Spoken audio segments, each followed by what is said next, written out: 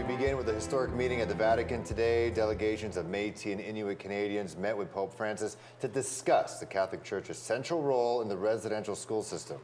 Survivors asked the Pope for an apology and access to church records about the schools where 150,000 Indigenous children were taken by force.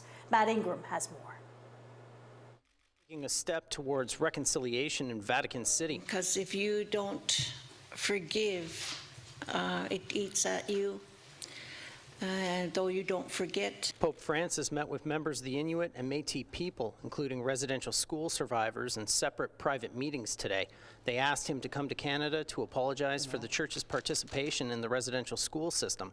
The system was designed to assimilate First Nations children, many of whom suffered horrific abuse at the schools. Most of them were run by the Catholic Church. A genuine, heartfelt apology, a first step to start wanting to start healing.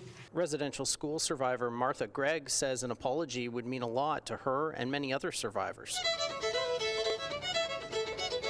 Members of the Metis delegation played the fiddle in St. Peter's Square after their meeting with the Pope, telling reporters an apology is long overdue. It is never too late to do the right thing. Métis National Council President Cassidy Caron says she is not disappointed the Pope didn't apologize today because an apology on Canadian soil would mean more, and says she expects that trip to come soon. Vatican sources have told Reuters it will likely be this summer. He listened and he nodded along when our survivors told their stories. Inuit leader Nathan Obed says the Pope was also asked about outstanding restitution and using church documents and other resources to investigate the discovery of unmarked graves at former residential schools. It's not just records, it's also the good faith to use the Catholic Church's resources to help. The Mohawk Institute in Brantford was once a residential school, and it will soon begin to search for unmarked graves on its property.